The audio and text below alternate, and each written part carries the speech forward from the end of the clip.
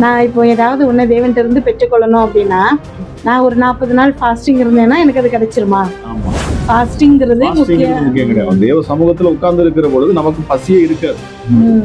ஆவிக்கு விரோதமா மாம்சமும், மாம்சத்துக்கு விரோதமா ஆவி போராடும். இப்படி ஒரு போராட்டம் இருக்குன்னா நமக்கு ஃபாஸ்டிங் தேவை. என்ன பண்றாரு அப்படின்னா அவர் உபவாசிக்கிறாரு. அவர் நமக்கு பதிலாக தான் எல்லா விஷயத்தையும் வந்து செய்யறாரு. இப்போ ஃபாஸ்டிங் இருக்கிறது வந்து தேவனுடைய திட்டத்தை அறிஞ்சு கொள்றதுக்கு, தேவனோடு நம்ம கனெக்ட் ஆகிறதுக்கு அப்படின்னு சொல்றீங்க. அப்போ ஃபாஸ்டிங் இருக்கும்போது நம்ம என்னெல்லாம் செய்யக்கூடாது?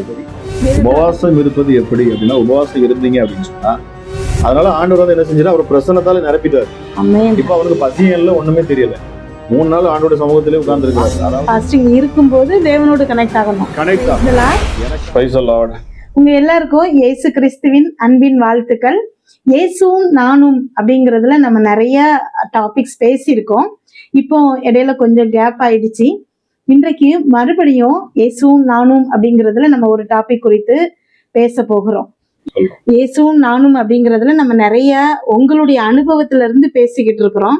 இன்றைக்கு எதை பத்தி நம்ம பேச போகிறோம்? உங்களுடைய அனுபவத்துல இருந்து எதை குறிச்சு நீங்க பேச போறீங்க? இன்னைக்கு நம்ம எது பேச போறோம் அப்படின்னா, உபவாசத்தை குறித்து.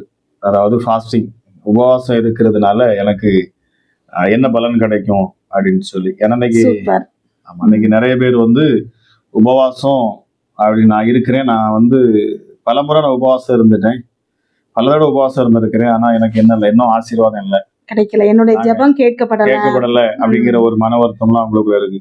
நான் இவ்வளவு ஃபாஸ்டிங் இருக்கிறேன், உபவாசம் இருக்கிறேன், ஆனா எனக்கு பதில் கிடைக்கல அப்படின்னு சொல்றான். அப்ப அந்த உபவாசம்னா என்ன, அது எப்படி நம்ம இருந்தாதான் கிடைக்குமா, உபவாசம் மட்டும் இருந்தா போதுமா அப்படின்னு சொல்லிட்டு நம்ம இன்னைக்கு அதை குறிச்சு கொஞ்சம் பேசுவோம். சரி, உபவாசம் மட்டும் இருந்தா போதுமா? அதுதான் என்னோட கேள்வி. நான் இப்போ ஏதாவது ஒண்ணு தேவன்கிட்ட இருந்து பெற்றுக்கொள்ளணும் அப்படின்னா நான் ஒரு 40 நாள் ஃபாஸ்டிங் இருந்தேன்னா எனக்கு அது கிடைச்சிருமா? சரி, 40 நாள் ஃபாஸ்டிங் இருந்தா எனக்கு கிடைச்சிருமா அப்படிங்கிறது வந்து ஒரு சரியான கொஸ்டின் கிடையாது. 40 நாள் ஃபாஸ்டிங் இருந்தா எனக்கு ஆண்டவர் தந்துருவார் அப்படின்னா நீங்க அவருக்கு ஏதோ டிமாண்ட் பண்றீங்க. நீங்க 40 நாள் ஃபாஸ்டிங் இருந்தா அவர் மாறிடுவாரு, அவருடைய எண்ணங்கள் மாறிடும், திட்டங்கள் மாறிடும் அப்படின்னு நினைக்கிறோம். அப்படி இல்லை. வேதம் சொல்லுது அவர் மாறாதவர், அவர் மாற மாட்டார். ஆமா, அவர் ஒருபோதும் மாற மாட்டார். நாம தான் மாறணும். ஃபாஸ்டிங்கிறது நாம மாறுறதுக்கு, கடவுளை மாத்துறதுக்கு கிடையாது. சரி சரி. ஆமா, ஏன்னா அவர் வந்து ஒருபோதும் மாற மாட்டார். அவர் ஏற்கனவே நம்மளை குறித்து ஒரு பெரிய திட்டத்தை வச்சிருக்கிறார். நாம தாயின் கருவுல இருக்கிறது பொழுதே நாம வந்து எப்படி, எங்க பிறக்கணும், யார் வயிற்றுல பிறக்கணும், எந்த குடும்பத்துல இருக்கணும், ஆமா, எந்த கண்ட்ரியில இருக்கணும், எல்லாமே அவருக்கு தெரியும். ஆமா, அவர் முன்கூட்டியே தான் நம்மளை குறிச்ச ஒரு பெரிய திட்டத்தை வச்சுதான் இந்த பூமிக்கே அவர் நம்மளை கொண்டு வர்றாரு. எல்லாமே அவருடைய திட்டத்தின்படி கரெக்டா இருக்கும். அவர் வந்து எப்பவுமே தவறா எதுவுமே செய்ய மாட்டார். அப்புறம் ஃபாஸ்டிங் எதுக்கு? நம்ம வேதத்துல பாக்குறோம், மோசே ஃபாஸ்டிங் இருந்தாரு, ஜீசஸ் ஃபாஸ்டிங் இருந்தாங்க. இதெல்லாம் எதுக்காக? அப்போ இப்ப மோசே ஃபாஸ்டிங் இருக்கிறார் அப்படின்னா, மோசே வந்து ஃபாஸ்டிங் இருக்கணும் அப்படின்னு சொல்லிட்டு அவர் இருக்கல, அவரை வந்து தேவன் அழைக்கிறார். அப்ப அவர் என்ன செய்யறாருன்னா, தேவ சமூகத்துல போய் நிற்கிறார். அவர் சொன்னாரு, என்னுடைய சமூகத்துக்கு வான்னு அவர் அழைச்சார் இல்லையா? அவர் அழைச்சதுனால, அவருடைய பிரசன்னத்துல அவர் நின்னதுனால அவருக்கு அந்த பசி இது தெரியல. சரி சரி. ஆமா, இன்னைக்கு வந்து நிறைய பேர் வந்து இவங்களாவே நிறைய நேரங்கள்ல ஃபாஸ்டிங் இருந்து அந்த குடல் வந்து பிரச்சனையாகி, அல்சர் பிரச்சனை வந்து அதனால நிறைய பாதிக்கப்பட்டவர்களும் உண்டு. அவருடைய கைடன்ஸ், அதாவது அவருடைய மகிமை, அவருடைய பிரசன்ஸ் இல்லாம ஃபாஸ்டிங் இருக்கணும் அப்படின்னா அதுவும் ஒரு தவறான காரியம். இது என்ன அப்படின்னா, இது வந்து பழைய ஏற்பாட்டுல அந்த நாட்கள்ல தேவன் அது அழைத்த அந்த சூழ்நிலைகள் அப்படி இருக்கு. ஏன்னா அந்த ஜனங்களுக்காக அவர் என்ன செய்யறாரு, மோசையை கூப்பிடுறாரு, அழைச்சது அவர் அழைக்கிறார். அவர் அழைத்ததுனால இவர் என்ன பண்ண வேண்டியதுன்னா, இவர் தேவ சமூகத்துல போய் அங்க போய் உட்கார்ந்து இருக்கிறார். 40 நாள் தேவ சமூகத்துல இருந்தாரு, அதுதான் அங்க முக்கியம். ஆமா, ஃபாஸ்டிங்கிறதே முக்கியம் கிடையாது. தேவ சமூகத்துல உட்கார்ந்து இருக்கிற பொழுது நமக்கு பசியே இருக்காது. இப்ப நீங்க ஆண்டோட பிரசன்னத்துல இப்போ நம்ம வந்து இன்னைக்கு நம்ம ஃபாஸ்டிங் இருக்கிறோம் அப்படின்னு சொன்னா, அவர் சமூகத்துல போய் உட்கார்ந்துட்டோம் அப்படின்னா அந்த மகிமை நம்மளை தொற்றுச்சு அப்படின்னா நமக்கு பசியே எடுக்காது. அது நீங்க நினைக்கிற மாதிரி மத்தியானம் வரைக்கும் தான் நான் வந்து ஃபாஸ்டிங் இருப்பேன், இல்ல மத்தியானம் 2 மணிக்கு, இல்லைன்னா ஒரு சாயங்காலம் 4 மணிக்கு, இல்ல அன்னைக்கு ஃபுல்லா, அப்படி நீங்களா முடிவு பண்றது கிடையாது. அவருடைய பிரசன்னத்துக்குன்னு போயிட்டா நீங்க வந்து எத்தனை நாள்னாலும் ஃபாஸ்டிங்கா இருந்துருவீங்க, சாப்பிடாம இருக்க முடியும். ஏன்னா அவருடைய அவருடைய பிரசன்னத்தின் மகிமை. பிரசன்னத்தின் மகிமை அப்படி. சரி, அப்போ அவருடைய மகிமையில நம்ம இருக்கிறோம் அப்படின்னு சொன்னா, அவருடைய பிரசன்னம் நம்மளை தொட்டுருச்சு அப்படின்னா நமக்கு எந்த பிரச்சனையும் வராது. ம், இப்ப ஆண்டோடைய பிரசன்னத்துல இருக்கிறோம் அப்படின்னு சொன்னா ம். நம்ம எவ்வளவு நேரம்னாலும் நம்ம என்ன செய்ய முடியும்? Fasting உட்கார்ந்து இருக்க இருக்கலாம். முடியும். எவ்வளவு இன்னைக்கு நாட்கள்னாலும் fasting இருக்க முடியும். இருக்கலாம். ஆமா, அதான் அதனால நம்ம எந்த யோசிக்கணும். பாதிப்பும் ஏன்னா வராது. அழைச்சது அவருடைய பிரசன்ஸ் ம், லீட் ஆகுது உங்க மேல. நீங்க போய் ஃபாஸ்டிங் இருக்க போறீங்க, ம், போய் உட்கார்ந்துட்டீங்க அப்படின்னா உங்களை அந்த பிரசன்னம் தொடணும். ம். அப்படி தொட்டுருச்சு அப்படின்னா நீங்க என்ன பண்ணலாம்? எவ்வளவு லாங்குனாலும் நீங்க என்ன செய்யலாம்? ஆண்டோட Fasting சமூகத்துல உட்கார்ந்து இருக்கலாம். அப்ப அந்த இடத்துல உட்கார்றப்போ உங்களுக்கு வந்து உங்க மைண்ட் வந்து ஒரு சரியான ஒரு நிலைப்பாடுல இல்ல. ம், நீங்க அங்க உட்கார்ந்ததுக்கு அப்புறம் தான் உங்க வீட்டு ஞாபகம் வருது, உங்க பிள்ளைகளுடைய ஞாபகம் வருது, இல்லைன்னு சொன்னா குடும்ப சூழ்நிலைகள் ஞாபகம் வருது, பிரச்சனைகள் ஏதோ உங்க குடும்ப பிரச்சனைகளா வந்துகிட்டே இருக்குது. இல்லைன்னா உங்களுடைய சுய ஒர்க் வேலைகள் உங்க அந்த விஷயம் உங்களுக்குள்ள அதிகமா வருது, இல்லைன்னா கவலை வருது, கண்ணீர் வருது, ஏன் எண்ணங்கள் மாறும், இச்சையான எண்ணங்கள் வருது, ஏதோ ஒரு விஷயம் ம். அப்படி வருது அப்படின்னா நீங்க ஆண்டவரோட டச் ஆகலன்னு அர்த்தம்.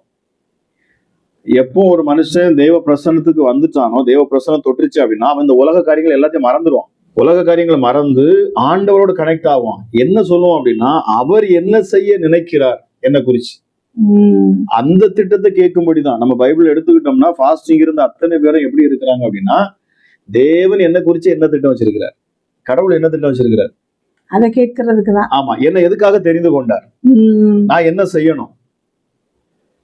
அப்போ அந்த ஒரு காரியத்துக்காக தான் ஃபாஸ்டிங் இருந்திருப்பாங்க. எல்லாருமே வந்து பார்த்தோம்னா எல்லாருமே ஃபாஸ்டிங் இருந்தாங்கன்னு சொன்னா இல்ல.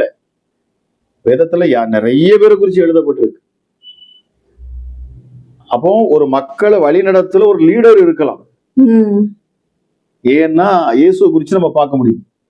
அவர் தம்முடைய ஜனங்களுக்காக இந்த உலகத்துல ஒரு காரியத்தை மேற்கொள்ளணும் அப்படிங்கிறதுக்காக அவர் என்ன செய்யறார்? மாம்சத்தை மேற்கொள்வதற்கு, மாம்சத்தினுடைய அந்த இச்சைகளை மேற்கொள்வதற்கு.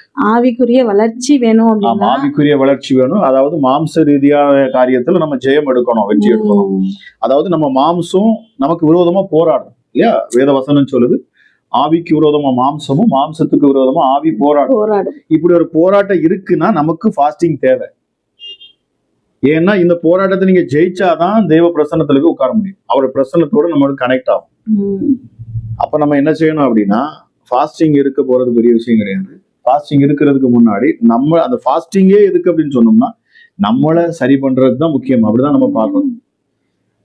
ஏன்னா ஆண்டோடைய சமூகத்துல உட்கார்ந்து இருக்கிற பொழுது நம்ம மைண்ட் எல்லாம் எப்படி வருது அப்படின்னா, நான் ஆண்டோடைய சமூகத்துல உட்கார்ந்து இருக்கிறேன், அவரை தேடுறேன் அப்படின்னு சொல்லி நம்ம என்ன செய்யறோம்? அவரையே தேடணும். ஃபாஸ்டிங் எப்படி இருக்கணும், எப்படி இருக்கக்கூடாது அப்படிங்கிறத சொல்லுங்க. ஃபாஸ்டிங் இருப்பது நல்லது. ஃபாஸ்டிங் வந்து அதுக்காக ஃபாஸ்டிங்கே இருந்து ஆண்டவர் செஞ்சிருவாராங்கிறது இல்ல. ம், நான் முதல்ல சொன்ன மாதிரி நாம ஆண்டவரை மாற்றவே முடியாது. அவர் நம்மளை குறிச்சு ஒரு திட்டம் வச்சிருக்கிறாருன்னா அந்த திட்டத்தை அவர் நிறைவேற்றுவார். அந்த திட்டம் என்னங்கிறத கேட்பதற்கு நீங்க ஆண்டவர் சமூகத்துல போய் உட்கார்ந்து இருக்கிறது தான் ஃபாஸ்டிங். இதுல பாக்குறோம் அப்படின்னா மோசே, எலியா, எஸ்தரு, தாவீது, நம்ம தானியேலு, இப்படி நம்ம சொல்ல இயேசு கிறிஸ்து, இப்படி எல்லாருமே வந்து ஃபாஸ்டிங் இருந்தாங்க. இவங்க எல்லாருமே எப்படின்னு பாத்தீங்கன்னா, இவங்க எல்லாருமே தேவனால ஒரு திட்டத்துக்காக அழைக்கப்பட்டிருந்தாங்க. ஏன்னா அவங்களுடைய திட்டம், அதாவது தேவனுடைய திட்டம் அவங்க மூலமா நிறைவேறதுக்கு அவங்க தெய்வ சமூகத்துல போய் நின்னாங்க. இப்ப நம்ம போறது, நம்ம ஃபாஸ்டிங் இருக்கிறத யோசிச்சு பாருங்க. தேவனுடைய திட்டம் நிறைவேறதுக்கு போறீங்களா, இல்ல உங்க திட்டம் தேவைகள் சந்திக்கிறதுக்காக, உங்க திட்டம் நிறைவேறதுக்காக போறீங்களா? ஒவ்வொருத்தர் மேலையும் ஆனா தேவன் திட்டம் வச்சிருக்கிறாரு. ஆமா, தேவனுடைய திட்டம் ஒரே திட்டங்கிறது இயேசு வெளிப்படுத்திட்டாரு. ஒவ்வொரு மேலும் இருக்கிற ஒரே திட்டம் என்ன அப்படின்னா, உலகமெங்கும் போய் சுவிசேஷம் அறிவிக்கப்படும். அது ஒண்ணுதான் ஆண்டவர் கொடுத்திருக்க திட்டம். ஃபாஸ்டிங் விஷயம் அங்கேயே முடிஞ்சிருச்சு. இயேசு என்ன பண்றாரு அப்படின்னா, அவர் உபவாசிக்கிறாரு. அவர் நமக்கு பதிலாக தான் எல்லா விஷயத்தையும் அங்க செய்யறாரு. நமக்காக தான் எல்லா காரியத்தையுமே செய்யறாரு. அந்த 40 நாள் விஷயம் என்ன அப்படின்னா, அவர் எல்லாத்தையும் மேற்கொள்றாரு. அவர் பசியா இருக்கிறப்பதான் போய் பிசாசு என்ன செய்யலாம்? அப்பதான், ஏன்னா ஒரு மனுஷன் விழுந்து கிடக்கிறப்போ, அவனுக்கு பொருளாதார நெருக்கம் வர்றப்போ, பசி எடுக்கிறப்போ, அவனுக்கு ஆடை இல்லாதப்போ, எது வேணுமோ அவனுக்கு என்ன வரும் அப்படின்னா, ஒருத்தன் வந்து ரொம்ப ஏழையா இருக்கான், தரித்திரனா இருக்கிறான் அப்படின்னா, தரித்திரனுக்கு தான் ஐஸ்வர்யனை பார்த்த உடனே அதே போல மாறிடணும், நமக்கு அதெல்லாம் கிடைச்சா அவனுக்கு அது ஒரு ஏக்கம், அதோட இம்பார்ட்டன்ஸ் தெரியும். அப்ப அவனுக்கு அது ஒரு பெரிய ஆசை இருக்கும். அதே போலதான் ஒவ்வொரு விஷயத்துக்குமே இல்லையா, பசி ரொம்ப இருக்குது. இப்ப இயேசுக்கு பசி இருக்கிறப்போ அவன் என்ன செய்யறான்? அப்பமா மாற்றி சொல்லி அப்பதான் வந்து அவன் கரெக்டா அந்த நேரத்துல அதை வந்து சொல்றான். அப்ப ஆண்டோடைய திட்டம் என்ன அப்படின்னா, இயேசு எதுக்காக காமிக்கப்பட்டிருக்கிறது அப்படின்னா, இயேசு நமக்கு முன் உதாரணமானவர். நாம என்ன செய்யணுங்கிறத அவர் வந்து நமக்கு முன் உதாரணம், அடையாளமா நமக்கு செஞ்சு காமிச்சார் எல்லாத்தையுமே. இல்லையா, தம்முடைய அடிச்சுவடுகளை அவர் விட்டு சென்றார் அப்படின்னு. அவருடைய அடிச்சுவடுகளை நம்ம எடுத்து பாக்குறோம் அப்படின்னா, அந்த ஃபாஸ்டிங் என்ன அப்படின்னா, தன்னுடைய மாம்சத்தை ஒடுக்கிறதுக்கு, அதாவது ஆண்டவருக்கு முன்பதாக உணர்ச்சிகள் இல்லையா, கோபம், எரிச்சல், பொறாமை, பெருமை, இச்சை, ஆமா எல்லாத்துக்கும் மேல லஸ்ட், அந்த இச்சை இல்லையா, நம்ம அப்போ இந்த எல்லாத்தையுமே நம்ம என்ன செய்யணும்? மேற்கொள்ளணும். அதை மேற்கொள்றதுக்கு தான் உபவாசம். இயேசு வந்து அதை செஞ்சு முடிச்சாரா அப்படிங்கறத பாக்குறதுக்கு தான். அதை மேற்கொள்ளுவாரா? 30 வருஷம் வாழ்ந்த பொழுது அவர் மேல, அவர் சின்ன வயசுல அவர்கிட்ட பரிசுத்த ஆவியானவர் இருந்தார் இல்லையா, தேவனுடைய தயவு இருந்துச்சு, அவருக்கு அந்த ஞானம் இருந்துச்சு, 12 வயசுல பயங்கரமா பேசுறாரு இல்லையா, அப்ப எல்லாமே அவருக்குள்ள இருக்குது. ஆனா அவர் என்ன செஞ்சு காமிக்கிறார் அப்படின்னா, தேவன் எதை சோதிக்கிறார் அப்படின்னா, இயேசுட சோதிச்சப்போ கூட அவர் வந்து தேவனுடைய ஒர்க்குக்கு கரெக்டா இருக்கிறாரா, மாம்சத்தை அவர் ஜெயிப்பாரா? ஆமா, இதுதான். ஏன்னா அவர் 100% அந்த பூமி, அவர் 100% மனிதனாக தான் இருந்தார் இல்ல, 100% தெய்வமாக இருந்தாலும் இன்னொரு பக்கம் 100% மனுஷனாக இருந்தார். 30 வருஷம் அவர் மனுஷனாக தான் செயல்பட்டு காமிச்சார். நம்மளை போலவே அவர் வாழ்ந்தார், ஒரு பாவமும் இல்லாம, ஒரு குற்றமும் செய்யாம. ஆகவேதான் நீங்க என் மேல ஏதாவது குற்றம் சொல்ல முடியுமா, என் மேல சொல்லுங்க அப்படிங்கிறாங்க. சொல்ல முடியல, பொய் சாட்சிகள் தான் கடைசியா கொண்டு வர்றாங்க. அப்போ அந்த அளவுக்கு அவருமே சொல்றாரு, இந்த உலகத்தின் அதிபதி என்னிடத்தில் வருகிறான், என்னிடத்தில் அவனுக்கு ஒண்ணுமே இல்லை. ஏன்னா அவர் ஏற்கனவே என்ன செஞ்சிட்டாரு? ஃபாஸ்டிங் இருந்து ஜெயிச்சுட்டாரு. அதை இயேசு தினமும் ஃபாஸ்டிங் இருந்தாரு அப்படின்னு இருக்காது, பிதாவோட கூட கனெக்ஷன்ல இருப்பார். அவர் கனெக்ட் ஆயிடுச்சு. எங்க கனெக்ட் ஆகுது அப்படின்னா, அவர் அந்த மலையிலேயே அவர் ஃபாஸ்டிங் இருப்பவே அங்க கனெக்ட் ஆயிடுச்சு. அவர் வந்து மாம்சத்தை மேற்கொண்டுட்டார். அவர் மாம்சத்தை மேற்கொண்டதுனால அவர் என்ன செய்யறாரு? இந்த பூமியில வந்து நமக்கு வந்து அந்த மாம்சத்தை மேற்கொண்டதுனால அவரால் என்ன செய்ய முடியும்? அதுக்கு அடுத்து அற்புத அடையாளங்கள் செய்ய முடியுது. அது வரைக்கும் அவர் எதுவுமே செய்யல. அவர் தேவ திட்டத்தை நிறைவேற்றுகிற இடம் தான் ஃபாஸ்டிங். அவர் நம்மளை குறிச்சு ஒரு திட்டம் வச்சிருக்கிறார். அப்போ ஒவ்வொருத்தரும் உங்க மேல அந்த அழைப்பு இருக்கு, இயேசு உங்களை அழைச்சிருக்கிறாரு அப்படின்னா, நீங்க ஊழியத்துக்கு வர்றீங்க அப்படின்னா, அதாவது ஒரு கூட்ட மக்களை நீங்க நடத்துறீங்க அப்படின்னா, உங்களுக்கு ஃபாஸ்டிங் தேவை, கண்டிப்பா தேவை. ஆமா, இப்போ ஒரு சபை மூப்பரா இருக்கிறாங்கன்னா அவங்க ஃபாஸ்டிங் கண்டிப்பா அவங்களுக்கு அந்த ஆரம்ப ஸ்டேஜ்ல அவங்களுக்கு தேவை. என்னோட ஊழியம் என்ன, என்னோட திட்டம் என்ன அப்படின்னு சொல்லி, என்ன குறிச்சு என்ன திட்டம் வச்சிருக்கிறாரு அப்படின்னு சொல்லிட்டு. ஆமா, என்னோட வந்து நான் விசுவாசி அப்படின்னு சொல்றது முதல்ல தப்பு. நான் இதை குறிச்சு இன்னொரு நாள் உங்களுக்கு அந்த டாபிக்கை நான் பேசுறேன். யாருமே விசுவாசியை அழைக்கவே இல்லை, எல்லாரையுமே சுவிசேஷம் சொல்ல, எல்லாரையுமே ஆண்டவர் அவர் மேல விழுந்த கடமை அது. எல்லாருமே இயேசு அறிஞ்ச ஒவ்வொருத்தருமே தான் வாழ்க்கையில நடந்த அற்புதத்தையும் அடையாளத்தையும் மற்றவரிடத்துல சொல்லணும். அதுதான் திட்டம், ஆண்டோட திட்டம். என்ன இன்னைக்கு அதை யாருமே செய்யாம என் பாட்டு ஃபாஸ்டிங் இருந்து என் குடும்பத்துக்காக எனக்காக சொல்லிட்டு நம்ம பிரச்சனைகளை கொண்டு போய் ஃபாஸ்டிங் இருக்கிறதுனால அவங்களுக்கு அதுல என்ன செய்ய எந்த பயனும் இல்லை. அதனாலதான் நிறைய பேர் என்னிடத்துல போன் பண்றப்ப, நான் இத்தனை நாள் ஃபாஸ்டிங், நான் இவ்வளவு நாள் ஃபாஸ்டிங் இருந்துட்டேன், எனக்கு ஆண்டவர் ஏன் என்ன செய்யல, அதுலயே ஒரு பெருமை, நான் இதை செஞ்சுட்டேன் அப்பயே எனக்கு தேவன் செய்யல. அப்ப ஃபாஸ்டிங்க குறிச்சு அவங்க ஃபாஸ்டிங் இருந்துட்டு ஆண்டவர் எனக்காக செஞ்சிருவார் அப்படின்னு நினைக்கிறாங்க. எனக்கு அப்படிதான் ப்ரீச் பண்றாங்க, போதர்களுமே அப்படிதான் சொல்லி கொடுக்குறாங்க. நிறைய பேர் அறியாம அப்படி பேசுறாங்க. எதுக்கு எடுத்தாலும் போய் உபவாசம் எதுக்கு இருக்கணும் எதுவுமே தெரியாது. என்னோட உபவாசம் இருக்கிறப்போ எப்படி இருக்கணும்னு இருக்குது. உபவாச நாட்களில நீங்கள் எப்படி இருக்கணும், அதாவது உபவாசம் இருக்கிறீங்க, நீங்க கண்டிப்பா இருக்கணும். ஆண்டவரே என்ன நீங்க அழைச்சிருக்கீங்க, என் மேல ஒரு திட்டம் இருக்குதுங்கிறது உங்களுக்கு தெரியுது அப்படின்னா, அதாவது ஊழிய அழைப்பு திட்டங்கள். இப்ப உங்களுக்கு ஒரு வரன் கொடுக்குறாங்க, ஆண்டவர் ஒரு கிஃப்ட் கொடுக்குறாரு, அதை நீங்க ஆப்ரேட் பண்ணணும்ல. இப்போ உங்களுக்கு வந்து ஒரு சுகமளிக்கிற வரத்தை கொடுக்குறாரு, கிஃப்ட் கொடுத்துட்டாருன்னா நீங்க வீட்டுக்குள்ள இருந்தா எப்படி செய்ய போறீங்க? ஃபாஸ்டிங் இருந்துட்டு வீட்டுக்குள்ள இருந்தா அது நடக்காது. உங்க மேல கிஃப்ட் இருக்குது, ஒரு விஷயத்துக்காக ஆண்டவர் உங்களை அழைச்சிட்டார் அப்படின்னா, நீங்க அதை தெளிவா கேட்கறதுக்கு ஆண்டோட சமூகத்துல உட்கார்ந்து உங்க மாம்சத்தை ஒடுக்கி ஐம்புலன்களை அடக்கி, ஆமா இந்த மாம்சத்தை நீங்க மேற்கொண்டதுக்கு அப்புறம் தான் அந்த கிஃப்ட்டுமே ஆப்ரேட் ஆகும். அப்ப உங்க மேல வச்சிருக்க திட்டம் அப்பதான் தெளிவா வெளிப்படும். ஏன்னு அந்த நேரத்துல நீங்க மாம்சத்தை முதல்ல ஜெயிச்சிட்டீங்க அப்படின்னா தேவனோடு கனெக்ட் ஆவீங்க. அடுத்து அப்பதான் அவர் பேசுற காரியங்கள் தெரியும். எதுக்காக நீங்க அழைக்கப்பட்டீங்க, ஏன் தெரிந்து கொள்ளப்பட்டீங்க.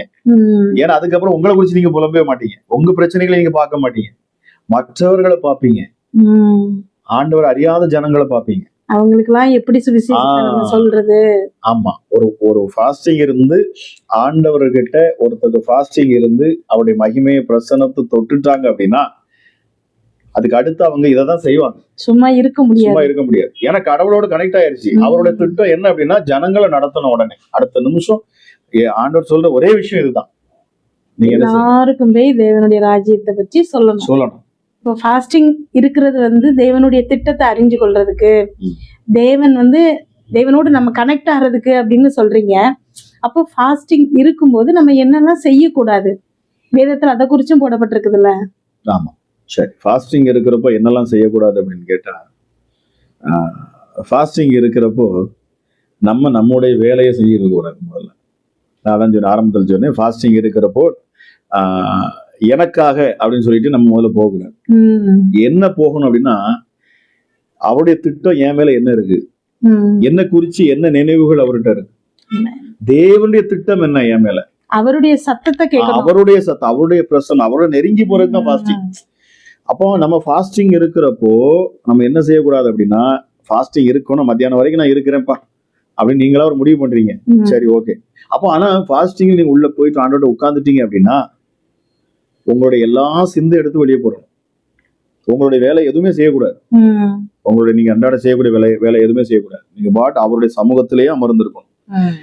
அந்த டைமிங், அதாவது எது வரைக்கும் ஆண்டவர் உங்களை கனெக்ட் ஆகலையோ அது வரைக்கும் நீங்க அங்கே உட்காந்துருக்கணும். அப்பதான் கனெக்ட் ஆகும். ஆமா, ஏன்னா நம்ம ஏன் கனெக்ட் ஆகல, நிறைய பேர் ஃபாஸ்டிங் இருப்பாங்க, தன்னுடைய வேலையெல்லாம் செஞ்சுட்டு இருப்பாங்க, சிந்தனைகள் செயல்கள் வேற எங்கெல்லாம் ஓடிட்டே இருக்கும். ஆமா, என் பிள்ளை ஸ்கூல் போயிருச்சா, என் போன பிள்ளை இப்ப வந்துருமா, இல்ல வீட்டுக்காரருக்கு இதை செஞ்சோமா, இல்ல மனைவி இப்ப எங்க இருப்பாங்க, இப்படியா அப்படியான்னு சொல்லிட்டு, ஆமா என் பிசினஸ் என்னாச்சுது இதுக்கு அப்படி. சோ இந்த சிந்தனைகள் வந்துருச்சுன்னா அங்க உள்ள கனெக்ஷன் கட் ஆயிரும், அங்க போகவே முடியாது. அப்ப நாம ஃபாஸ்டிங் உட்கார்ந்து இருக்கிறப்போ நம்ம வேதத்தை வாசிக்கலாம், ஆண்டவரோட நாமளாவே என்ன செய்யலாம், ஒரு நம்ம பேசிக்கிட்டே இருக்கலாம், ஆராதிக்கலாம். உள்ளான மனுஷன் அவன் உள்ள இருந்து அவன் அங்க கனெக்ட் ஆகணும், நம்ம உள்ளான மனுஷன் கனெக்ட் ஆகணும். அப்ப தேவனோட கனெக்ட் ஆக உபவாசத்தை நம்ம பயன்படுத்தலாம். ஆமா, அதுக்கு பயன்படுத்தலாம். அப்ப நம்ம அந்த நேரத்துல ஆண்டவர்ட்ட பதில் ஏன் வரல அப்படின்னா இதுதான் வரல. ஏன் அப்படின்னா இவங்க தன்னுடைய வேலைகளை செஞ்சுட்டு அவங்க மனசு போற இடத்தெல்லாம், மனம் போன போக்கெல்லாம் அங்க இருதயம் எங்கெல்லாம் போதோ நினைவுகள் எங்கெல்லாம் அதெல்லாம் யோசிச்சுக்கிட்டு சிந்திச்சுட்டு உபவாசம் மட்டும் இருப்பாங்க. கேட்டா உபவாசம் இருக்கு, சாப்பிடாம இருந்துட்டா எனக்கு வந்துடும் அப்படின்னு. அப்படி சாப்பிடாம இருந்தா அல்சர் மட்டும் தான் வரும், ஆண்டவர் வர மாட்டாரு. ஆமா, சாப்பிடாம இருந்தா தேவன் வர மாட்டார், ஒரு மகிமை வராது, அவர் சத்தமும் வராது. ஆனா ஃபாஸ்டிங் இருக்கிறப்போ நான் எதுக்காக வந்திருக்கிறேன் அப்படின்னு சொன்னா இதுதான் ஆண்டவர் சொன்னார், ஒரு அறையை பூட்டி கொண்டு அந்தரங்கத்தில் பார்க்கிற உன் பிதாவை நோக்கி கூப்பிடு. வெளிப்புறமா கிடையாது. இன்னைக்கு என்னோட ஜெபிக்கிறவங்களும் அதே போலதான், வெளிப்படையா வெளித்தோற்றமா ரொம்ப நேரம் ஜெபிப்பாங்க, நீண்ட நேரம் ஜெபிக்கிட்டா அதனால ஆண்டவர் கேட்டுருவார் அப்படின்னு கிடையாது. ஜெபிக்கிற ஆள் யாருன்னு பாப்பார். பிசாசுகளுக்கு தெரியுது, அவரே சொல்லல, எப்ப ஒன்னையும் தெரியும், அவன் எனக்கு பவுலையும் தெரியும், இயேசுவும் தெரியும். ஆமா, அப்போ இதே போலதான் அவனுக்கு எல்லாமே தெரியும். ஜெபிக்கிற ஆள் யார் அப்படின்னு பரலோகத்துக்கும் தெரியும். அப்போ உங்களுக்கும் அவருக்கு கனெக்ஷன் இருக்கு அப்படின்னா நீங்க போராட வேண்டிய அவசியம் இருக்காது. இம்மீடியட் நீங்க இப்போ ஆண்டோட அமர்ந்து இருக்கிற பொழுது நீங்க அவரோட கனெக்ஷன்ல இருக்கிறீங்க அப்படின்னா நீங்க சும்மா யதார்த்தமா பேசினாலே உங்க வார்த்தையில ஜீவன் இருக்கும், அவரோட வல்லமா இருக்கும். அப்போ நாம ஆண்டோட சமூகத்துல உட்கார்ந்து இருக்கிற பொழுது ஃபாஸ்டிங் இருக்கிறப்போ நம்ம என்ன செய்யக்கூடாது, நம்மளோட வேலைகளை பார்க்க கூடாது. ஃபாஸ்டிங்னு இருந்துட்டீங்க அப்படின்னா உள்ள அமர்ந்து இருக்கணும். இப்போ நிறைய பேர் ஃபாஸ்டிங் இருக்கிறோங்கிறதுக்காக ஊரெல்லாம் தண்டரை அடிப்பாங்க. நான் ஃபாஸ்டிங் இருக்குன்னு தெரியுமா, நான் இப்படிலாம் ஃபாஸ்டிங் இருந்தேன் தெரியுமா, நான் இத்தனை நாள் இருந்தேன். ஆமா, ஏன்னா ஏசப்பா அதை பயங்கரமா கடிஞ்சு அவங்களை மாயக்காரர்கள் அப்படிங்கிறார். நீங்க என்ன செய்றீங்க, அன்னைக்கு தாடியை வளர்த்துக்கிறீங்க, ரொம்ப அப்படி பரிதாபமா உங்களை காட்டிக்கிறீங்க. அதான் ஏசு சொன்னாரு, அந்த நாள்ல நீங்க என்ன செய்யுங்க, முகத்தை கழுவி நல்ல சவரன் பண்ணி மற்ற நாளை விட இன்னும் ஃப்ரெஷ்ஷா இருந்து. ஆமா, நீங்க யார்கிட்ட கனெக்ஷன் ஆக போறீங்க, கடவுளோட கனெக்ஷன் ஆக போறீங்க. அப்ப யார பார்க்க போறீங்க, ஒரு பெரிய எஜமான பார்க்க போறீங்க. இப்ப சிஎம் பார்க்க போறீங்க, நீங்க அப்படியே போவீங்க, சிஎம் பார்க்க போற பறந்த பாம்பு நல்ல ட்ரெஸ் போட்டு நல்ல மேக்கப் பண்ணிட்டு போறோம். அப்போ ஆண்டோடைய சமூகத்துல நம்ம உட்கார போறோம். அவர்கிட்ட அவர் என்கிட்ட பேசுவாரு, அவர் பேசுவார், நான் பேசுவேன். அப்போ அந்த மாதிரி ஒரு பிரசன்ஸுக்குள்ள நான் போக போறேன் அப்படின்னு சொல்லி போய் உட்கார்ந்து இருக்கிறப்பதான் அந்த பிரசன்ஸுக்குள்ள நீங்க லீடாக ஆரம்பிச்சிட்டீங்கன்னா உங்களுக்கு அப்போ வயிற்றுல பசியே வராம இருக்காது. அப்போ நீங்க அதை தாண்டி நீங்க அதுல உட்கார்ந்தே போனீங்கன்னா அதுதான் உபவாசம். அப்ப என்ன ஆகும் அப்படின்னா முதல்ல உங்க மேல இருக்கிற திட்டம் வெளிப்படும். எப்படி மோசே எதுக்கு அழைச்சார், ஒவ்வொருத்தரும் இப்போ நீங்க சொன்ன எஸ்தர் வந்து தன்னுடைய காரியங்களை அவங்க சாதிக்க வேண்டியது. அப்ப அங்க யாருக்காக? தனக்காக எப்பவுமே இருக்காது. நீங்க யார் எடுத்தாலும் தங்களுக்காக இருந்திருக்கே மாட்டாங்க. மக்களுக்கு என்ன, மற்றவங்களுக்கு என்ன செய்யலாம், எல்லாமே அப்படிதான் இருக்கும். ஜனங்களுக்காக தான் இருக்கும். ஒரு லீடரா இருக்கிறவங்க தான் அதுல போய் நிப்பாங்க. உபவாசங்கிறது பெரிய பெரிய லீடரா ஆண்டோட அழைப்பு. அப்ப முதல்ல உங்க அழைப்பு என்ன அப்படின்னு தெரிஞ்சுக்கணும். அழைப்பு தெரியணும் அப்படின்னா முதல்ல ஃபாஸ்டிங் இருக்க போறீங்க அப்படின்னா முதல்ல உங்களோட ஐம்புலன் நீங்க கட்டுப்படுத்தணும். எல்லாமே இருக்கணும், பொறுமை இருக்கும். அதாவது ஏசப்பா சொன்ன எல்லா விஷயமும் இருக்கும். அவர்கிட்ட சிலுவையில் இருந்த பொழுது என்னெல்லாம் இருந்துச்சு? அவர் பொறுமையா இருந்தார் இல்லையா? உபத்திரத்துல பொறுமையா இருக்கிறார். அதே போல அந்த உலக காரியங்களை காட்சி இச்சையை காமிக்கிற பொழுது பொறுமையா இருக்கிறார். அதுக்கு அவர் என்ன செய்யலை? இடம் கொடுக்கல. ஏன்னா இதையெல்லாம் ஜெயிக்கிறதுக்கு தான், நம்ம மாம்சத்தை நம்ம சரி பண்றது தான். இயேசு அங்க எல்லாத்தையும் செஞ்சுட்டாரு. அதனால அவரை பிசாசால எதுவுமே செய்ய முடியல. அவன் எத்தனையோ தடவை ட்ரை பண்ணி பாக்குறான். அவர் மேல குற்றமும் சாட்ட முடியல, அவரை எதுலையும் இழுக்கவும் முடியல, இவனால ஒண்ணும் செய்யவும் முடியல. ஆமா. அப்ப அவர் மேல அந்த மகிமை பிரசன்ஸ் இருக்குது, மகிமை இருக்குது. எந்த மகிமை இருக்குன்னா மோசே மேல இருந்ததை காட்டிலும். மோசே வந்து ஒரு வீட்டுக்கு, தேவனுடைய வீட்டுக்கு அப்படி சொல்லலாம். மோசே வந்து தேவனுடைய வீட்டுக்கு நல்ல ஒரு வேலைக்காரன், ஊழியக்காரனா இருந்தான். ஆனா இயேசு யார் அப்படின்னு கேட்டோம்னா அந்த வீட்டுக்கே எஜமான். அப்ப இயேசு வந்து வீட்டுக்கு எஜமான். அப்ப இவரு மேல எவ்வளவு மகிமை இருக்கும். அப்ப இந்த மகிமையை வந்து பார்த்த உடனே பிசாசுகள் எல்லாம் பயப்படுது. அவர் போன வியாதி எல்லாம் குணமாகுது. பிசாசு என்னென்ன செஞ்சு வச்சிருந்தாலும், ஏன்னா வியாதிக்கும் பலவீனத்துக்கும் எல்லாத்துக்கும் காரணம் அவன் தான். அதனால வந்து அவர் எல்லாத்தையும் என்ன ஜெயிச்சதுனால இதையெல்லாம் துரத்த முடியும். அவர் தன்னுடைய பிரச்சனைக்காக போகவே இல்லை. அவர் போகிற பொழுதுதான் தேவனுடைய திட்டம் என்ன, இன்னைக்கு தேவன் என்ன என் மேல என்ன திட்டம், பிதா என் மேல என்ன திட்டம் வச்சிருக்கிறார். இயேசு போகிறப்பெல்லாம் பிதா என் மேல இன்னைக்கு என்ன திட்டம் வச்சிருக்கிறார். ஏன்னா இயேசு சொல்றார், பிதா என்னை தனியா இருக்க விடுவதே இல்லை, எப்போதும் அவர் கூட, எப்பவும் என் கூடவே இருப்பார்.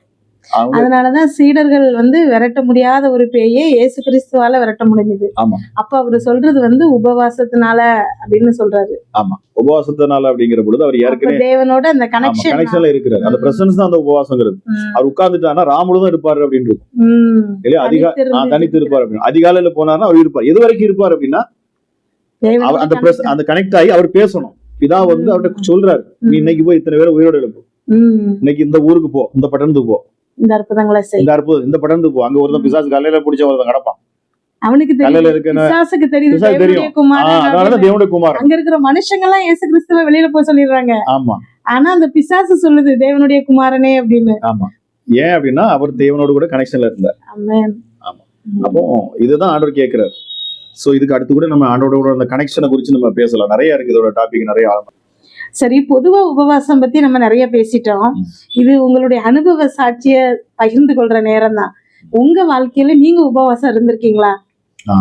அதனுடைய எக்ஸ்பீரியன்ஸ் எப்படி இருந்துச்சு, அதை பத்தி எங்களுக்கு கொஞ்சம் சொல்லுங்க. சரி, நானும் உபவாசம் அப்படின்னா உபவாசம் இருந்திருக்கிறேன். என்னுடைய அனுபவங்களும் முதல்ல இதே போலதான். இப்போ நான் முதல்ல ஆரம்பத்துல சொன்னது போல உபவாசம் சொல்லி இருக்கிறது, ஆமா, எல்லா வேலையும் பாக்குறது, ஜாலியா வெளியே போறது, சாப்பிட மட்டும் செய்ய மாட்டேன், சாப்பிடாம மட்டும் இருப்போம். அப்போ அந்த நேரத்துல என்ன ஆகுது அப்படின்னா ஆண்டவரோட அந்த கனெக்ஷன்ல இருக்கவே முடியாது. நமக்கே அப்புறம் அதுல சோர்ந்து போயிடும். ஒரு 10 நாள் போகும், 15 நாள் நம்ம சொல்லிக்கலாம், இப்படி இருக்கணும். ஆனா ஆண்டோட பிரசன்ஸ் அதுல எந்த விதத்திலுமே லீட் ஆகவே இல்லை. ஆனா எப்போ ஒரு நாள் வந்து, அதாவது ஆண்டோடைய அன்பு அதிகமா தியானிச்சு, அன்பு அதிகமா நான் மெடிடேட் பண்ணி, என்ன இவ்வளவா நேசிக்கிறாரா. ஏன் அப்படின்னா அந்த ஆரம்ப நாட்கள்ல பாவம் என்ன மேற்கொண்டுட்டே இருந்தது. ஒரு பாவம் செய்யக்கூடாது, இப்படி ஒரு குற்றம் செய்யக்கூடாது அப்படின்னா அந்த குற்றத்தை திரும்ப செய்வோம். எதை செய்யக்கூடாதுன்னு நினைக்கிறோமோ, என்னோட முயற்சியில நான் செய்ய மாட்டேன் அப்படின்னு நினைச்சு அதை தான் நம்ம செஞ்சிடறோம். திரும்ப அதுவே தான் வந்துட்டு இருக்கு. அப்போ அதை பாக்குற பொழுது அப்போ இதை விட்டுட்டு, இந்த முயற்சி விட்டுட்டு தான் அப்போ ஆண்டோட அன்பை ருசிக்க ஆரம்பிக்கிறேன். அப்போ ஆண்டோட அன்பை குறிச்சே தியானிக்கிறேன். அன்பை குறிச்சு, அவரோட அன்பு என்ன அப்படின்னு சொல்லி. அப்ப அந்த அன்பை பாக்குற பொழுது என் மனசுல என்ன இவ்வளவு நேசிச்சிருக்கிறாரா அப்படின்னு சொல்லி என்னை அறியாம அது கண்ணீர் வருது. அப்படியே விழுந்து கிடப்பேன், அப்படியே படுத்து கிடந்து உருள்வேன், படுத்து கிடந்து. ஆமா. அப்ப நீங்க எல்லாருமே வந்து யாரும் வீட்டுல இருக்க மாட்டீங்க. வீட்டுல எல்லா நேரத்துல ஃபுல்லா நான் வந்து வீட்டுல தனியா இருக்கிறப்போ ஃபுல்லா ஆமா விழுந்து வருவான், கீழே படுத்து கிடந்து ஜெபம் பண்ணுவேன். அதாவது கை கண்ணீரா ஓடும். அவருடைய அன்பை நினைக்க நினைக்க எனக்காக அவர் செய்த தியாகங்கள், என்னுடைய பாவம் எவ்வளவு பெருசு, என்னால இந்த பாவத்தை விடக்கூட முடியல. மறுபடியும் ஏதோ ஒரு பாவத்துல விழுந்துடுறேன். அப்ப அவர் சமூகத்தை நெருங்கவே முடியல. அப்போ உனக்கு நான் வந்து ரெஸ்லிங்கை விடவே முடியாது. WWF வந்து பயங்கர ஒரு ஃபேன். அப்புறம் அதுலயே தான் உட்காந்துருவேன். நேரங்கள் ஃபுல்லா அதுல தான் போகும். உட்கார்ந்து இருந்தா கூட இன்னைக்கு என்ன நடக்கும், இன்னைக்கு வந்து யார் யார கூட பார்த்தனாச்சே திரும்ப திரும்ப ஆமா அப்போ பார்ப்பீங்க. இப்படி நிறைய விஷயங்கள் உள்ள வந்துட்டே இருக்கும். ஏதாவது இப்படி நிறைய காரியங்கள் ஆண்டவருடைய விஷயத்தை இல்லாம மற்ற எல்லாத்தையும் அந்த நேரத்துல செய்யறது. அப்ப இதனால எனக்கு எந்த பிரயோஜனமும் கிடைக்கல. ஆனா அவருடைய அன்பை ருசிச்சுட்டு அதை தியானிச்சுட்டு நான் உட்கார்ந்து இருக்கிற பொழுதுதான் அப்போதான் எனக்கு அந்த ஃபாஸ்டிங்னா என்னன்னு தெரிய வந்தது. அவருடைய பிரசன்ஸ் என்ன லீட் பண்ணுது. அவருடைய பிரசன்னை வந்தோடனே என்னை நிரப்புது, எனக்கு கண்ணீராய் வருது, அந்த லிங்க் டச் ஆகுது. இப்போ நான் மத்தியானம் வரைக்கும் தான் இருக்கணும்னு நினைச்சாலும் மத்தியானம் வரைக்கும் கிடையாது, நான் நைட்டு வரைக்கும் இருக்கிறேன். சாப்பிடாம இருக்க முடியும். அந்த எண்ணமே வரல, சாப்பிடணும்ங்கிறதே தோணல. நிறைய நேரங்கள்ல நான் சொல்லியிருப்பேன், நைட்ல என்ன செஞ்சிருப்பேன், நைட்டு ஒரு 10-11 மணிக்கு போல நாம ஒரு 9-10 மணிக்கு போய் நின்றுட்டு அப்படியே ஜெபிக்க நின்றுட்டோம்னா நிறைய நாட்கள் காலையில வரைக்கும் எனக்கு எதுவுமே தெரியாது. காலையில மணி 4 மணி ஆனது 5 மணி ஆனது கூட எனக்கு தெரியாது. ஏன்னா இப்பதான் திரும்பி பார்ப்போம், பார்த்தா மணி 5 மணி ஆயிருக்கும். அது வரைக்கும் எனக்கு இப்பதான் ஆண்டவர் சமூகத்துல இருந்து நின்ன மாதிரி இருக்கும். அப்ப பார்த்தா வீடு மணி 4:30 மணி 5 மணி ஆயிருக்கும். சோ இப்படியெல்லாம் அதாவது அவரோட பிரசன்ஸ் வந்துருச்சுன்னா அவர் நம்ம கூட எவ்வளவு நேரம் அவர் உறவாட நினைக்கிறாரோ அவ்வளவு நேரம் நம்ம அவர் கூட உட்கார்ந்தே இருப்போம். அப்போ பசியும் வராது, எதுவுமே வராது, எந்த சிந்தனையும் வராது, வேற எதுவுமே நமக்கு தெரியாது. அப்படியே நம்ம மறந்து போயிருவோம். ஏன்னா இப்ப கனெக்ட் ஆகிருக்கிறது நம்ம மாம்சம் மூலமா நம்ம கனெக்ட் ஆகல, நமக்குள்ள இருக்கிற ஆவி தேவனோட ஆவியோடு கூட என்ன செய்யுது, கனெக்ட் ஆயிரும். இப்படி கனெக்ட் ஆயிடுச்சு அப்படின்னாலே நமக்கு இங்க அந்த பசியோ இதுவோ தெரியாது. அது எத்தனை மணி நேரம் போகுதோ அத்தனை மணி நேரம் உட்காருங்க. எத்தனை ஃபாஸ்டிங்னா அதுதான், எத்தனை மணி நேரம் அந்த பிரசன்ஸ் லீட் ஆகிட்டே இருக்கும், அதை கண்டினியூ பண்ணிட்டே இருங்க, அது கூட போயிட்டே இருக்கணும். நமக்கு ஃபைனலா அவருடைய சத்தம் கேட்கும், அவர் நம்ம கூட பேசுவார், இல்ல நம்ம உணர்வுகள்ல அது உள்ள இறக்கிடுவார். அதாவது நம்ம ஆவியில அது இறக்கி வச்சிருப்பார். அவர் என்ன செய்ய திட்டம் வச்சிருக்கிறாரோ அது எல்லாத்தையும் நம்ம ஆவியில போட்டுருவார். அதுக்கப்புறம் நம்ம செய்யறப்போ ஆவியானவர் நமக்கு அது கைட் பண்ணுவார். சோ அது நமக்குள்ள ஒரு பெரிய சந்தோஷம் இருக்கும், ஒரு சமாதானம் இருக்கும், உலகம் பெரிய சாட்டிஸ்ஃபை இருக்கும், நமக்குள்ள ஒரு சந்தோஷம் இருக்கும், நமக்குள்ள தைரியம் இருக்கும், ஒரு கான்பிடன்ட் இருக்கும். ஆமா, எதையும் செய்ய முடியும் அப்படிங்கிற ஒரு நம்பிக்கை வந்துடும். என்ன பிரச்சனை இருந்தாலும் நம்மளை சுற்றி இருந்தாலும் அதை குறிச்சு ஒரு கவலை கூட நமக்கு வராது. ஏன்னா தேவன் பெரியவர். ஏன்னா அது அந்த நேரத்துல நம்ம ஆண்டோட கனெக்ட்ல இருக்கிறோம் அப்படின்னு சொல்லிட்டு. சோ ஆண்டவரோட கூட அவரோட கனெக்ட் ஆயிட்டோம் அப்படின்னா உலக பாடுகள் உலக விஷயங்கள் எதுவுமே தெரியாது. அப்போ இதுக்கு ஃபாஸ்டிங் அவசியம் தான், ஃபாஸ்டிங் இருக்கலாம். ஆனா நம்முடைய சுய அதுக்காகவே நம்ம போய் உட்கார்ந்தோம்னா கனெக்ட் ஆகாது. நம்மளை குறிச்ச முதல்ல ஒரு திட்டம் தெரியாம நம்ம ஆண்டோட்ட ஃபாஸ்டிங் இருந்து வேஸ்ட். முதல்ல ஃபாஸ்டிங் இருக்கிறதே என்ன குறிச்சு என்ன திட்டம், நான் என்ன செய்ய சித்தமா இருக்கிறேன் இல்லையா. இதுதான் பவுல் சொல்றாரு. 3 நாள் அவர் என்ன செய்யறாரு, சாப்பிடாம இருந்தாருன்னே இருக்கு. யாரு, பவுல். அப்படியே இருக்கிறார், 3 நாள் இருக்கிறார். அப்ப 3 நாள் எப்படி இருக்க முடியுது, ஏன்னா தேவ பிரசன்னம் அவரை தொட்டுருச்சு. தேவனுடைய திட்டம் என்னங்கிறத அவருக்கு சொல்லணும். அதனால ஆண்டவர் என்ன செஞ்சாரு, அவர் பிரசன்னத்தால நிரப்பிட்டாரு. இப்ப அவனுக்கு பசியம் இல்ல, ஒண்ணுமே தெரியல. 3 நாள் ஆண்டோட சமூகத்திலே உட்கார்ந்து இருக்கிறாப்ல. அதாவது அனனியாட்ட போய் ஆண்டவர் பேசணும்னா அனனியா ஓடி வர்றாரு. நீ போய் அவன்கிட்ட போய் என்ன செய்ய சொல்லு, அவன் எவ்வளவாய் புறஜாதிகளுக்கும் சுவிசேஷத்தை அவன் எவ்வளவாய் சொல்லணும், அவனுடைய பாடுகள் எவ்வளவு இருக்கும், அவனுடைய திட்டம் என்ன, இது எல்லாத்தையும் நான் சொல்லும்படி அவனை அழைச்சிருக்கிறேன். நீ போய் என்ன செய், அவனை ஜெபம் பண்ணி அவன் கண்ணை திறந்து விடு.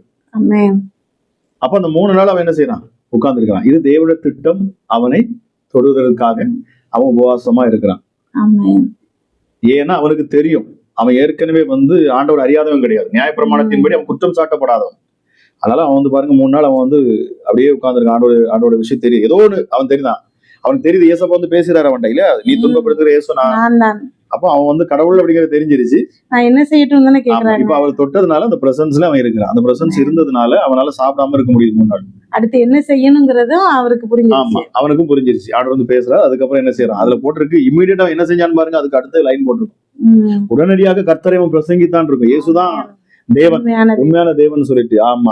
அப்ப உடனே பாருங்க அவனுக்கு அந்த இடத்துல அந்த 3 நாள் என்ன நடக்குது அப்படின்னா, 3 நாள் அவனுக்கு காட்சி கிடைக்கும், தரிசனமும் கிடைக்கும் அவனுக்கு அந்த 3 நாள்ல தான். ஏன்னா அது பின்னால அப்போஸ்தலர் நடவடிக்கைகள்ல நம்ம பின்னாடி போனோம்னா அவன் நிறைய இடங்கள்ல அவர் வெளிப்படுத்துறாரு, இல்ல அவரோட நிருபங்களை வெளிப்படுத்துறாரு. தேவன் தங்க வெளிப்படையா அவருக்கு நிறைய திட்டங்களை அந்த இடத்துல காமிச்சிட்டாரு.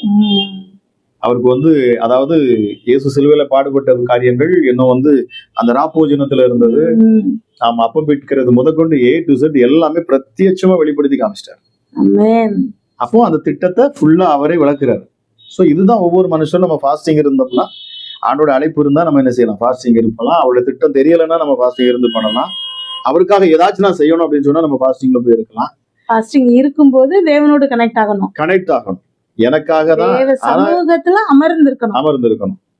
நான் எனக்காகவே போய் இருந்துட்டேன் அப்படின்னு சொல்லி இருந்தா அதுல கண்டிப்பா எந்த கனெக்ஷனும் வராது. அதனால வந்து எந்த பிரயோஜனமும் இல்லை. அது உங்களை நீங்களே சரி பண்ணிக்கிறது, உங்களை நீங்க கண்ட்ரோல் பண்றது. இதை கண்ட்ரோல் பண்ணதுக்கு அப்புறம் அடுத்த லெவல்ல நீங்க போகிற பொழுது உங்களுக்கு ஆண்டவர் கனெக்ட் ஆகும். ஸோ இதுதான் ஃபாஸ்டிங்கை குறிச்சு இன்னைக்கு நம்ம பார்த்த அநேக காரியங்கள். சரி, நான் உபவாசம் குறிச்சு எனக்கு நிறைய சந்தேகங்கள் இருந்துச்சு. இன்னைக்கு இது எல்லாத்தையும் நீங்க கிளியர் பண்ணி விட்டுட்டீங்க. ரொம்ப எனக்கு பர்சனலா எனக்கு இது ரொம்ப பயனுள்ளதா இருந்துச்சு. நான் நம்புறேன் இதை பார்த்துட்டு இருக்கிறவங்க ஒவ்வொருத்தருக்கும் இது பயனுள்ளதா இருந்திருக்கும் அப்படின்னு. மிகுந்த ஒரு சந்தோஷம். ஆமா, உங்களுக்கு இந்த ஃபாஸ்டிங்கை குறித்து வேற ஏதாச்சும் உங்களுக்கு டவுட் இருக்குது அப்படின்னா கூட நீங்க என்ன செய்யுங்க, கீழே கமெண்ட்ல போடுங்க, நாங்க பார்க்குறோம். நிச்சயமா அதுக்கேற்ற பதிலே நாங்கள் சொல்லுவோம். ஆமா, இன்னும் உங்களுக்கு வேற ஏதாச்சும் குறித்து உங்களுக்கு சந்தேகங்கள் இருக்கு அப்படின்னா நீங்க எங்களுக்கு கமெண்ட் போடுங்க, கீழே கமெண்ட்ல டைப் பண்ணி போடுங்க. ஆமா, இல்லை அப்படின்னா எங்களுடைய வாட்ஸ்அப் நம்பருக்கு நீங்க என்ன செய்யுங்க, வாய்ஸ் போட்டு விடுங்க, ஒரு கமெண்ட் போடுங்க, நாங்க அதை பார்த்துட்டு ஆமா நிச்சயமா அது அநேகர் கேட்பாங்க அப்படின்னு அதே கொஸ்டினை கேட்கறாங்க அப்படின்ற மாதிரி இருந்துச்சுன்னா நாங்க என்ன செய்யலாம், அதை குறித்து நாங்கள் உங்களிடத்துல திரும்ப இருக்க நாங்கள் பேசுவோம். ஸோ இல்லை அப்படியே இன்னொரு அனுபவ சாட்சியாக அனுபவ ரீதியாக நாங்கள் என்ன செய்கிறோம், அவன் இயேசு நானுங்கிறதுல நாங்கள் தொடர்ந்து உங்க கூட கனெக்ட் ஆகிருப்போம். அடுத்த இயேசு நானுங்கிற நிகழ்ச்சியில நம்ம சந்திப்போம். கர்த்தர் தாமே உங்களை ஆசீர்வதிப்பாராக.